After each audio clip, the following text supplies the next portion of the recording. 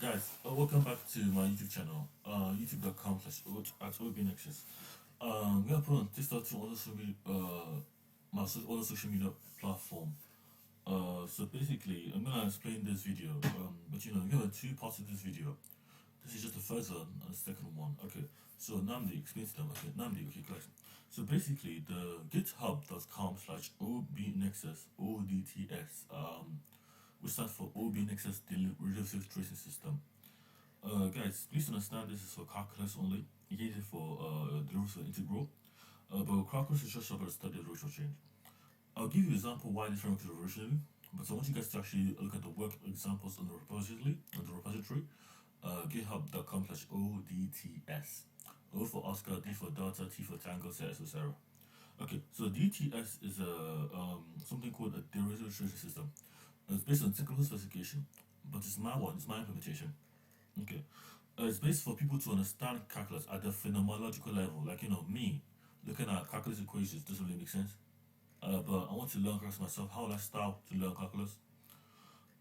It's really gonna be interesting to see what people find out with this framework. But you can solve a derivative and integrals very quickly. But for partial derivatives, I don't wanna go into partial derivatives yet.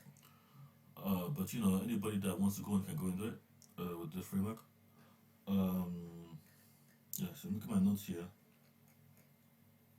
So it's gonna supercharge your calculus. It's gonna be like, oh, I'm on steroids, but you're not. It's you doing it because you're learning. You're watching the state of mind. Okay. Yeah, I'm gonna talk about how it works now, but give you the basic analogy. It's gonna be a very short video. Yes, but it's a derivative and integration. That's a beautiful change, and partial derivatives, like things that don't really what's called the multivariable calculus, which I'm referring to as partial derivatives. Because you have multiple variables to solve in a linear or system equations, then you have multiple derivatives they're conjoined. Is the multiple variables is a single one variable. Okay, so how it works. In a nutshell, the framework of ODTS, my implementation, OBInexus implementation, works by one. Say you have a the first derivative, the second derivative, sorry, into the two. This is one to curve a change. You now got a change of curvature in some kind of like you got like an elliptic curve, the shape of a change. You got like a parabola, standard change of change. Because but you don't know the flip of the sign. It's really hard to get it. You get like a ellipsoid. You get like different things we know have formulas to stuff like parabolic equation formula, all of that polynomial equation, a negative boy, put it inside, all that stuff. Polynomial formula. What this does is to say n is two, the derivative is two. You're working on any kind of abstract problem that derivative is two, derivative chain is two. The second derivative, you get a second derivative of a function. So the first derivative is like dy over dx.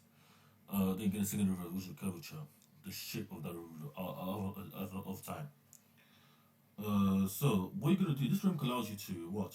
So basically, what I'm saying to you, dn equals. So when you got to resolve the derivative to zero, or that subset of the derivative working itself to zero. So when you get to the derivative of zero, you have no change, nothing, constant. The curve stays the same. It keeps going up. It keeps going this that whatever the curve stays the same. But that's like um so basically, if if the derivative n is zero, that means there's no change. Oh, there's an error in your computation. You don't really understand the problem. You missed out something.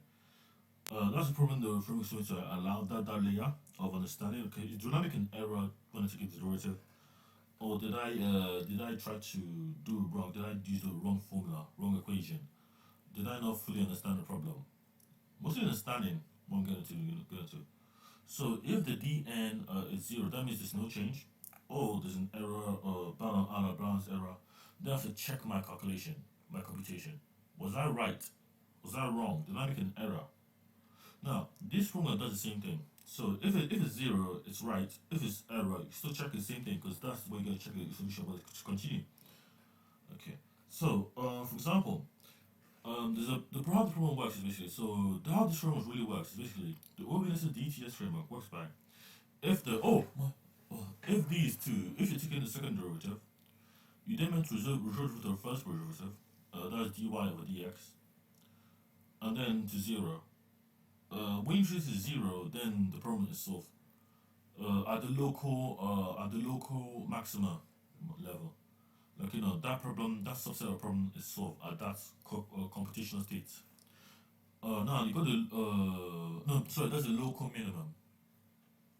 Because if the problem is solved, it's a subset problem. But it's just like the minimum problem is solved if it's zero. But if that's a full problem, that's a local maximum for that full problem. So it's like if you go back to the graphs and the parabolas, you gotta look at the local maximum, the local minimum, and that's what I'm referring to as well. The peak and the curve. But if n is undefined, then that means it's like a peak, and like you can't get rid of it because it's like a sharp point like this, or like this. There's no slope to change, and so that's like a boundary check as well. You can check for undivided values.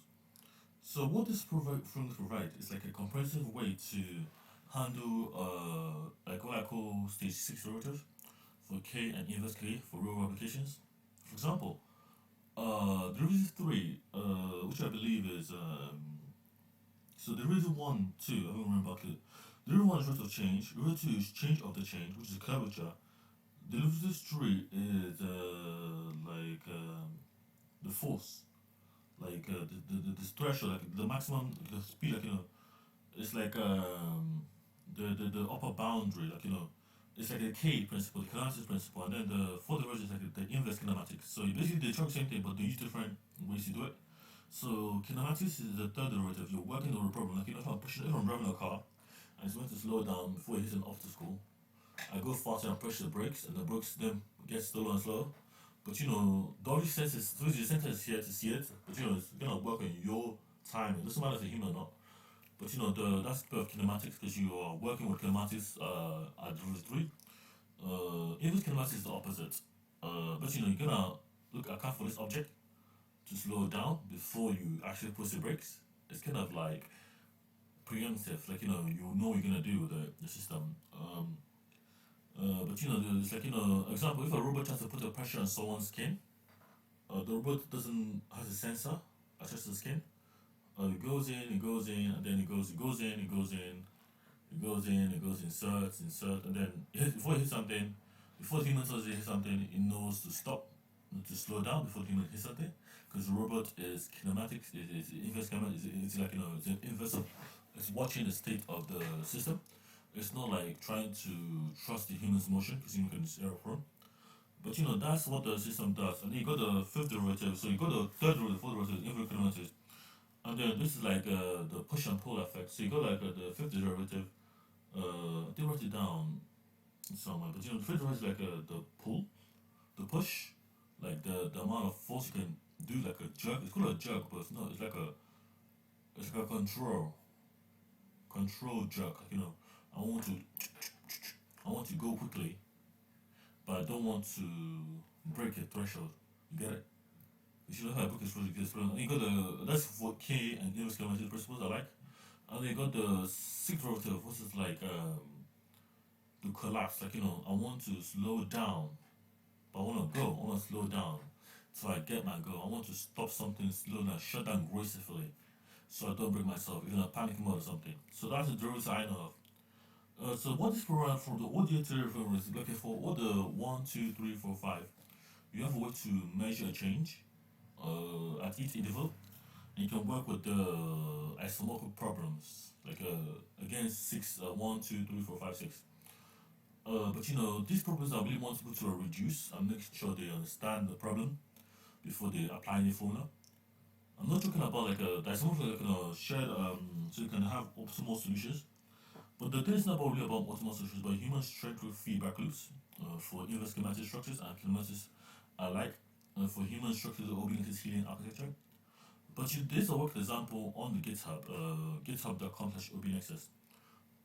So guys, please check that project out, and thank you for watching. I want to see anybody use that. framework to the advantage in calculus. And you can share it to me on the social media posts, TikTok, YouTube, and I don't really care what you share it, as long as you share it. This is OBINexus Namdi. On the next video, I will show you my work example, and we will try to look at how it actually works in real life. Thank you.